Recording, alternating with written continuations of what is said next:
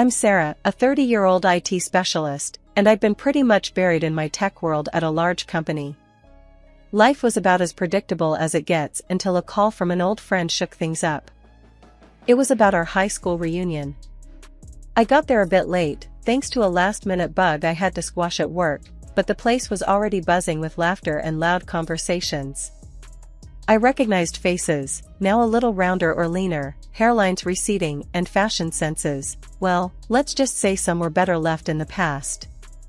Sarah, over here. Lisa, ever the loudmouth even back in school, waved from across the room. She hadn't changed a bit, still as flashy and flamboyant as ever. I made my way over, dodging a couple of overly enthusiastic greeters, and finally hugged her. Lisa, you look, well, exactly like I remember. You still running the grapevine? You know it, she winked. But hey, have you seen Mike yet? Mike? I scanned the room and spotted him standing awkwardly by the snack table, not really talking to anyone. What's with him? He looks miserable. Lisa leaned in, lowering her voice, despite the loud music. Broke up with Jenna, again. But for real this time, it seems. You remember Jenna, right? Drama queen extraordinaire. Oh, right, I nodded, remembering the explosive relationship those two had. That rough, huh? Worse than a soap opera. She made a scene at his office last month. I heard she threw his phone out the window. We grabbed our drinks and mingled around, catching up with more people, laughing about old times, and listening to tales of who's doing what these days. As the night went on, I kept glancing over at Mike. He was mostly by himself, looking out of place among the laughing groups. Feeling a tug of compassion, I excused myself from a boring conversation about insurance premiums and walked over to him. Hey, Mike. Long time, huh? He looked up, a bit startled. Sarah? Oh, hey, yeah, it's been a while. You look good. You know, if you ever need to talk or just hang out, I'm around. We used to be good at that, remember? Solving the world's problems one rant at a time. He managed a small smile. Yeah, I remember. Thanks, Sarah. After the reunion, life sort of just plodded along for a week or so. I was back at my desk, buried under code and upcoming project deadlines. Honestly, I hadn't thought much about Mike or the reunion until my phone buzzed one evening while I was sprawled on the couch binge-watching some show. Hey Sarah, it's Mike. Got a minute? His voice sounded a bit hesitant. Sure, Mike. What's up? I muted the TV, my interest peaked. I was just thinking about the other night at the reunion. We didn't really get much of a chance to catch up. How about we meet for coffee this weekend? Cafe Cornerstone. The rest of the week crawled by, but finally, Saturday came. I found Cafe Cornerstone nestled between a bookstore and a bakery. Its quaint setup with cozy nooks seemed ideal for long conversations. Mike was already there, seated at a back table with 2 coffees and a slightly anxious smile. Hey, you made it, he stood up as I approached, pulling out a chair for me. Hope you like caramel macchiato. Thanks, and yeah, I love it. I settled into the chair, smiling at the gesture. This is a nice spot, Mike. Feels hidden away from the world. We spent the next couple of hours just talking about random things, movies we liked, books we'd read, and some reminiscing about high school antics. It was easy, comfortable. Mike had a way of making you feel like you were the only person in the room. As we were leaving the cafe, Mike turned to me. Hey, Sarah, I had a really good time today. Would you maybe want to do this again next weekend? There's a little indie cinema nearby that's showing some classic films. Thought it might be fun. That second date led to a third and a fourth. Each time we met, it was like we picked up right where we left off. The more I got to know Mike, the more I realized how much I enjoyed his company. Only a year after Mike and I started dating, he popped the question. It wasn't anything fancy, no skywriting or flash mobs. We were just sitting on the couch, watching a movie when he turned to me during a commercial break, a serious look on his face. Sarah, I've been thinking. We're pretty good together, aren't we? I laughed. Pretty good? I'd say better than good. He smiled, that easy smile that always made my heart skip. How about we make it official then? Marry me? Just like that. No dramatic kneeling, just him, me, and a very comfortable sofa. Yes, I said without a moment's hesitation. Yes, I'll marry you. The wedding planning kicked off at full speed. We both wanted something small, nothing too over the top. Mike's parents were thrilled. They loved me, and honestly, I was pretty fond of them too. His mom, Martha, especially took to the planning like it was the royal wedding. One afternoon, we were at their place, flipping through catering menus and flower arrangements. Martha kept pushing for more lavish options. Dear, are you sure you don't want the white doves? They make for such splendid photos. Martha, I think we'll pass on the doves. Maybe just some nice centerpieces? I suggested, trying to keep things simple. Mike's dad, Harold, leaned over and whispered to me, don't let her bully you into anything too fancy. It's your day, Sarah. I nodded, grateful for the backup. The warnings came from Lisa, of all people. We were out for drinks one night, a little break from all the wedding madness. She still had that knack for stirring up trouble, or at least trying to sniff it out. So, Sarah, everything's going smooth with Mike, huh? He's really turned over a new leaf? I sipped my drink, a bit wary of where she was heading. Yeah, he's great. Why? No reason. Just, his track record wasn't exactly stellar. You really think he's changed? I frowned. Lisa, he's not his past. People change. Sure, they do. But sometimes they change back. Just saying, keep your eyes open, girl. The wedding day arrived faster than I could have imagined. It was a perfect sunny day, not too hot, not too cold. The venue was a small garden, lush green with flowers everywhere, just as I had wanted. Simple, beautiful, not overrun with doves or anything too extravagant. The ceremony was a blur of vows, smiles, and a few tears, happy ones. At the reception, Mike's parents both hugged me, almost crushing me between them. Welcome to the family, dear, Martha whispered, her eyes moist. We're so glad it's you. Harold gave me a firm nod. Good to have you officially on board, Sarah. We left the reception under a shower of rice, laughing as we dodged the playful throws from our friends and family. As we drove off to start our new life together, I felt hopeful. Life as a newlywed started off like a dream. Mike and I were in that honeymoon phase where everything seemed perfect, where dinners were candlelit every night, and weekends were long, lazy stretches of shared smiles and slow dances in our living room.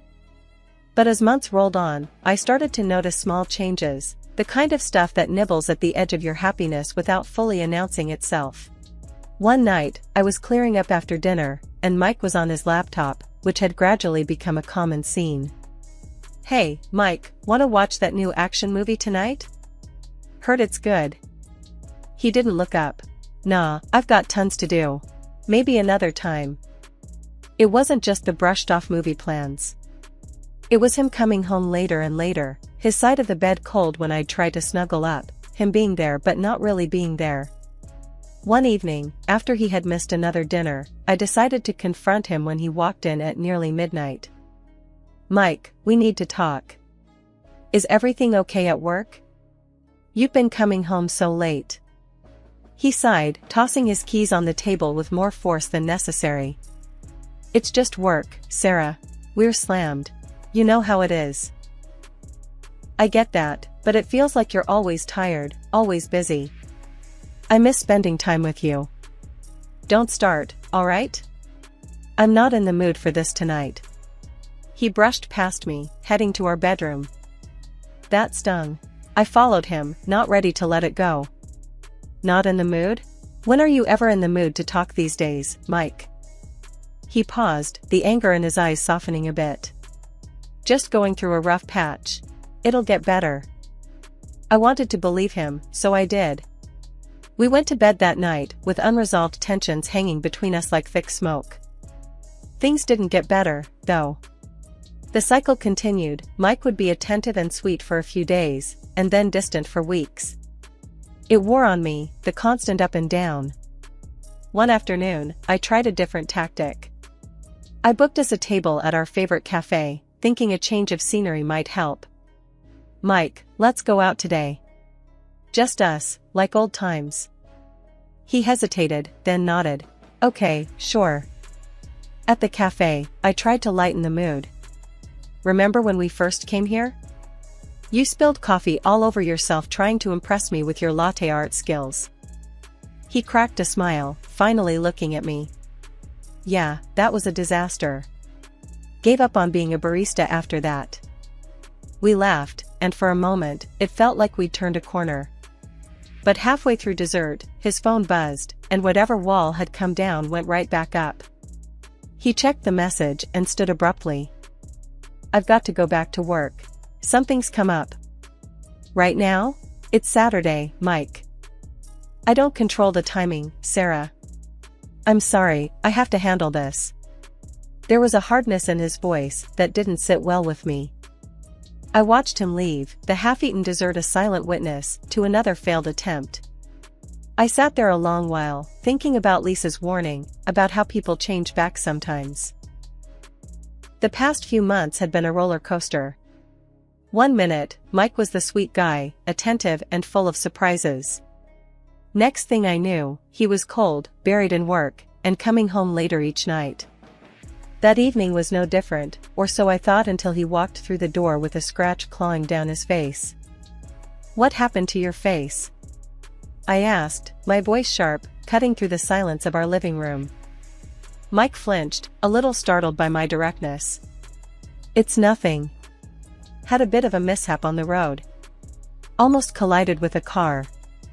I stared at him, trying to piece together the scene. "And that got you scratched?" He sighed, shifting uncomfortably. "Yeah, the other driver, a woman, she freaked out. We argued, and she scratched me." I crossed my arms, leaning against the kitchen counter. "Really? That sounds kinda wild, Mike." He avoided my eyes, focusing instead on a loose thread on his sleeve. "I swear, that's what happened." Something about his tone didn't sit right with me. It wasn't just the scratch or the implausible story, it was the way he was acting, edgy, defensive. We'd had our issues lately, sure. He'd even thrown out that I was too calm, too boring. That had hurt, more than I'd let on, leading to more arguments than I could count. But this was different. "You expect me to believe that? After the way things have been between us?" I pressed, needing more than just his awkward excuses. "Sarah, please, I don't want to fight." He finally met my gaze, his face a mix of frustration and pleading. I shook my head, feeling a mix of anger and sadness. "Neither do I, Mike. But you come home looking like you've been in a bar fight, and you tell me it was some random woman on the road?" He ran a hand through his hair, a gesture of pure frustration. "Yes, that's exactly what happened." "Why is that so hard to believe?" "Because it's you, Mike. Because one day you're sweet and caring, and the next, you're this distant guy who stays late at work and comes home with scratches." He stepped forward, his expression softening. "I know it's been rough, I know I've been off. But I'm telling you the truth. Let's not go down this road." I wanted to believe him, really, I did. Part of me wanted to wrap my arms around him, to make everything okay with a hug like I used to. But another part, a growing part, couldn't shake the feeling that something was seriously wrong. "Mike, I want to believe you. I do. But something's got to give. We can't keep going like this." He nodded slowly. "I know. I'll try harder. We'll get past this, I promise." I wanted to end the night there, to say it was all okay and fall into bed together like we used to. But I couldn't. Instead, I just nodded, the promise hanging in the air, fragile and thin. He looked relieved, maybe even a little hopeful. "Thank you, Sarah. I love you, you know that, right? I know, I replied, the words automatic. I love you too. But as he walked away to clean up his face, and I turned back to the dishes, the doubt remained, gnawing at me. Love wasn't supposed to be this hard, was it? Not if it was real, not if it was right. A week before our wedding anniversary, which I had planned to celebrate with a romantic candlelit dinner, disaster struck. I was crossing the road near my workplace when suddenly, a car came out of nowhere. The next thing I knew, I was waking up in a hospital bed, pain throbbing through my ankle and my head spinning. The doctors did a bunch of tests, a CT scan, and X-rays, and concluded I had a dislocated ankle along with the concussion. They decided to keep me in the hospital for a week to monitor my condition. Once I was somewhat alert, I called Mike. His phone rang a few times before he picked up. "Hey, what's up?" he answered, his voice sounding rushed. "Mike, I'm in the hospital," I said, trying to keep my voice steady despite the swirling pain and confusion. What happened?" He sounded concerned, finally. "I got hit by a car. It's bad, but not too bad. I'm okay, sort of.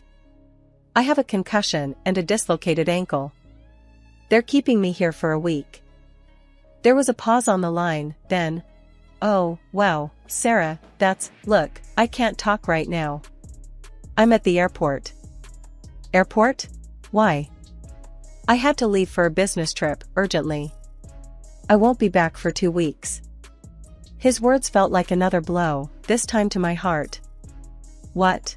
Mike, our anniversary is in a few days. Why didn't you tell me about this trip?" It came up last minute. Sorry, I really can't talk now. You're distracting me, Sarah." Then he just hung up. I was left holding the phone, stunned and alone. Tears welled up in my eyes, not just from the pain in my body, but from the sharp ache in my chest. I called my mother-in-law, and she came to the hospital with some clothes and hygiene products. "I don't understand, why didn't Mike tell me he was going away?"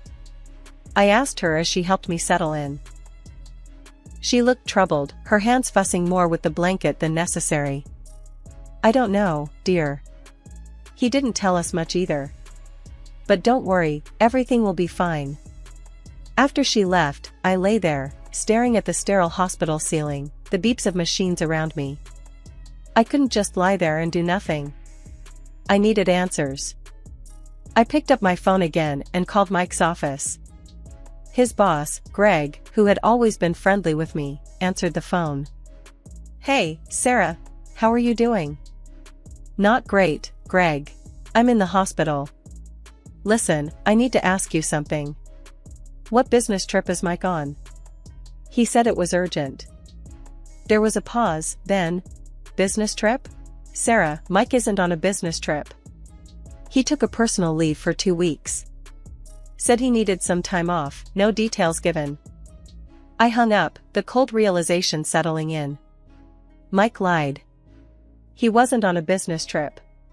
He had left on purpose, right before our anniversary, and right when I ended up in the hospital. I needed to talk to someone who might know more, so I called Lisa, my classmate who knew everything about everyone. "Hey, Lisa, it's Sarah. Listen, have you heard anything about Mike recently?" There was a brief pause. "You sure you want to know?" "Just spill it," I pressed, bracing myself. "Okay, well, he's been seen around with Jenna again. You know, the ex. And not just friendly meetups, if you catch my drift." Everything started to make sense, the mood swings, his sudden disinterest, and the scratches. It wasn't just random stress, it was Jenna's drama pulling him back in. I was still processing this when my phone rang. It was Mike. "Sarah, babe, I need your help." "Help?" My voice was icy. "What kind of trouble are you in now, Mike?" We're in Mexico, Jenna and I. We got into a fight, and it got out of hand. We're detained by the police." I couldn't help but laugh, bitter and sharp. "You're in jail? You skipped our anniversary, left me alone while I'm in a hospital, to go to Mexico with her?" And now you want my help? Sarah, please, this is serious. We need money for a lawyer, and there's a huge fine. The audacity of his request after everything was astounding. No, Mike. You made your bed. Now lie in it, I said, cutting him off mid-plea. I called his parents next, needing them to understand the gravity of their son's choices. Mom, it's Sarah.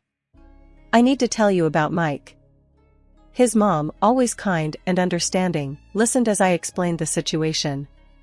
By the end, her voice was heavy with disappointment. I can't believe he would do this. His father and I. We won't help him this time. He needs to learn. After hanging up, I lay back on my pillow, staring at the sterile white ceiling, feeling the finality of everything wash over me. Mike and I were done. The love I had for him, the life I thought we were building, it was all based on illusions, fragile and fleeting as morning mist. The next few days in the hospital gave me time to think about what I wanted next. Without the constant drama and heartache, I felt a sense of peace I hadn't realized was missing. It was over with Mike, and that was okay. It had to be. A week after I got out of the hospital, I was adjusting to the quiet of my own home when Mike unexpectedly showed up at the door. He looked thin and worn out, a far cry from the man who had flown to Mexico, and his face twisted with anger the moment he saw me. You left me to rot in that jail, he burst out as soon as I opened the door. How could you do that to me? I couldn't help but laugh, not because it was funny, but because of the absurdity of it all. Me? Leave you? Mike, you dug that hole all by yourself. And just so you know, I'm filing for divorce. And yes, I will be seeking compensation for your betrayal. His face went pale, the anger shifting to panic. You can't do that, Sarah. We can sort this out. Sort this out? There's nothing left to sort, Mike. You've done enough. I was calm, more composed than I thought possible given the circumstances. I had gotten in touch with a lawyer the day I left the hospital. By then, she had already reached out to the Mexican authorities. They were surprisingly cooperative, providing all the necessary evidence of Mike's infidelity, including a signed statement from both him and Jenna about their relationship. Seeing Mike's desperation, I felt a mixture of pity and resolve. You should have thought about sorting things out before you decided to cheat and lie, Mike.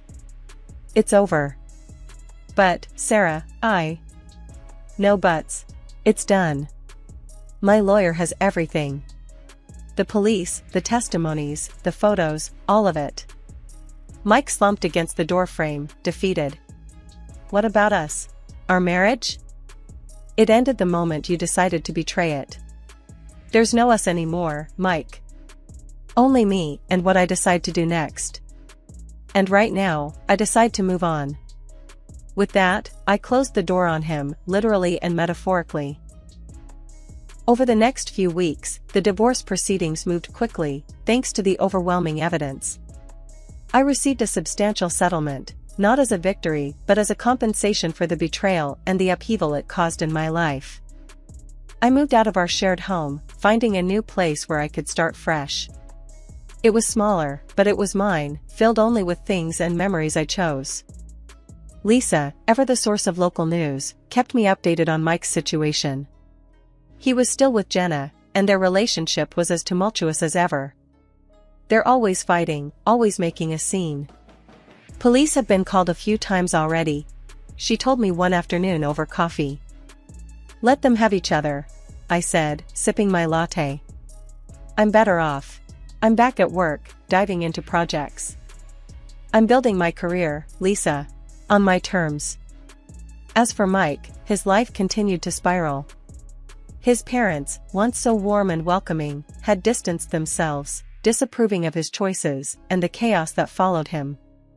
His work suffered too, and eventually, he was let go due to his erratic behavior and poor performance.